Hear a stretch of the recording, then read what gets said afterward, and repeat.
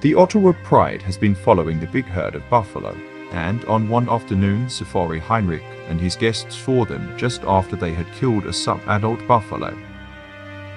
They finished the buffalo off in the duration of the night, and in the morning they were gone and the buffalo was just a distant memory.